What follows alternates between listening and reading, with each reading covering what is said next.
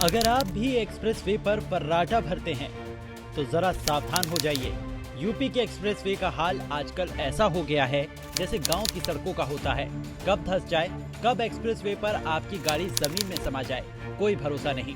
लखनऊ से गाजीपुर को जोड़ने वाला पूर्वांचल एक्सप्रेसवे 2 दिन से हो रही भीषण बरसात में धंस गया। सड़क बैठने से करीब 15 फीट लंबा गड्ढा हो गया।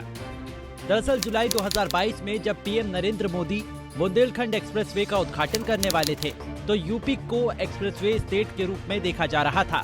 यूपी की वाहवाही ऐसे राज्य के तौर पर हो रही थी जहां विकास की रफ्तार को और तेज करने के लिए 13 एक्सप्रेसवे होंगे। पीएम मोदी ने 16 जुलाई को इसका उद्घाटन किया और महज 5 दिन बाद ही बुंदेलखंड एक्सप्रेसवे के बारिश के पानी में कट जाने की खबरें सामने आने लगी। वहीं अब 3 महीने बाद सीएम योगी आदित्यनाथ का एक और ड्रीम प्रोजेक्ट गड्ढे में तब्दील हो गया। 11 महीने पहले बना पूर्वांचल एक्सप्रेसवे बारिश के पानी का सामना ना कर सका और सुल्तानपुर में 6 अक्टूबर की रात एक्सप्रेसवे पर 15 फीट का गड्ढा हो गया, जिसमें एक कार एक्सप्रेसवे में धंस गई। फिलहाल यूपीडा की ओर से जेसीबी की मदद से गड्ढे को रातों रात भरवा दिया गया। पूर्वांचल एक्सप्रेसवे की ये हालत और हास्यास्पद इसीलिए है क्योंकि इसका उद्घाटन बड़े प्रचार और चमक दमक के साथ किया गया था। एक्सप्रेसवे का शुभारंभ 16 नवंबर 2021 को प्रधानमंत्री नरेंद्र मोदी ने सुल्तानपुर में किया था। इसको बनाने में 22,000 करोड़ रुपए की लागत आई थी। वहीं एक्सप्रेसवे की कुल लंबाई 340 किलोमीटर है, जिसे राजधानी लखनऊ से होते हुए बाराबंकी, अमेठी, अयोध्या, सुल्तानपुर, अम्बेडकर नगर, आजमगढ़, मऊ और गाजीपुर से जोड़ा गया।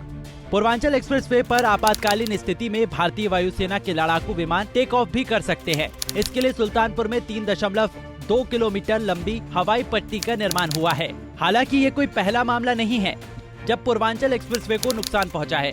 मई 2021 में निर्माण के दौरान भी 3 दिनों तक हुई बरसात में कुवासी हलियापुर के बीच एक्सप्रेसवे के अंडरपास की बीम दरक गई थी। अंडरपास की रोलिंग और फुटपाथ की मिट्टी पानी के साथ बह गई थी।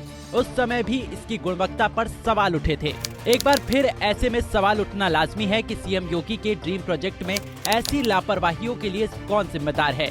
कांग्रेस समेत दूसरे विपक्षी दल इसके निर्माण में भ्रष्टाचार का आरोप लगा रहे हैं, तो वहीं इसके लिए रिकॉर्ड समय में तैयार करने का दबाव भी जिम्मेदार बताया जा रहा है। पूर्वांचल एक्सप्रेसवे रिकॉर्ड समय महज 40 महीने में बनकर तैयार हुआ था। वहीं इसके जवाब में मुख्य रूप से 2 बातें कही जा सकती हैं। क्या एक्सप्रेसवे के निर्माण में बड़े पैमाने पर भ्रष्टाचार हुआ, जिसके चलते खराब क्वालिटी की निर्माण सामग्री का इस्तेमाल किया गया? साथ ही अधिक लाभ कमाने के लिए कार्यदायी संस्था ने तय मानकों का पालन नहीं किया।